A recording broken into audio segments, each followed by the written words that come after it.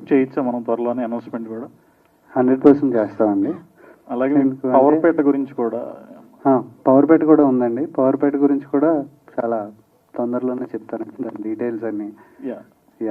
And కథ అంతా ready చేయాలి కదండి. కథ అంతా అయిపోయిన తర్వాత, రెడీ చేసిన తర్వాత చాలా డీటెయిల్గా దాని గురించి చెప్తాను.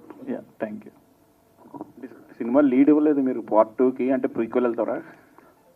అది చూస్తారు కదండి, దానికి చాలా ఉంది, అదంతా చెప్తాను, వివరంగా చెప్తాను. దాంట్లో ఏం చేయబోతున్నాం, ఏం జరుగుతుంది, ఏంటి అనేది. హైలైట్ ఏంటంటే ఆ లీడ్ సీన్ నా ఫోన్లో ఉంది.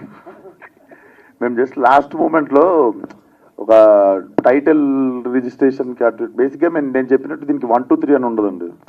సో గోదావరి ఉంది కదా, గ్యాంగ్స్ ఆఫ్ గోదావరి అనేది story will be about same గా, but the place location will change.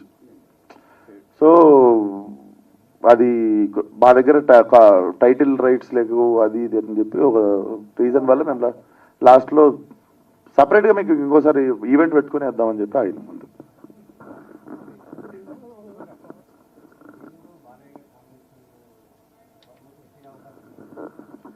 అవును సార్, అది ఒకసారి అది ఇప్పుడే ఈరోజే రిలీజ్ అయ్యింది.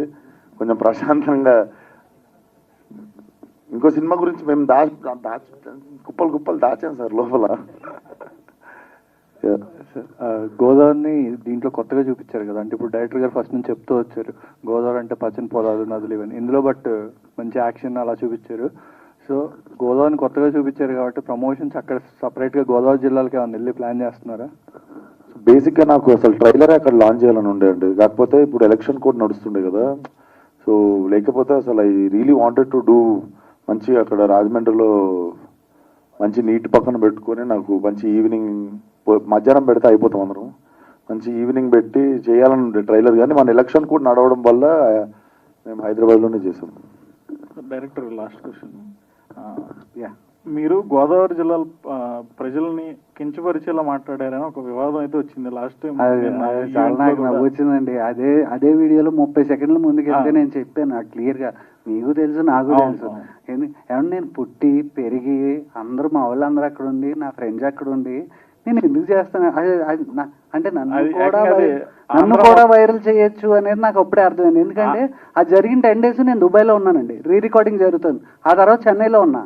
వస్తే నువ్వు వైరల్ అయ్యి నేను కూడానా వా అనుకున్నా అంతే. మీరు ఉభయ గోదావరి జిల్లాలని మెన్షన్ చేస్తే అది ఏకంగా ఆంధ్ర తెలంగాణ మధ్య ఆ లెవెల్కి వెళ్ళిపోయింది. అదేనండి, అంటే నన్ను కూడా వైరల్ చేయొచ్చు అనే విషయం నాకు అప్పుడే అర్థమైంది. Thank you. Thank you.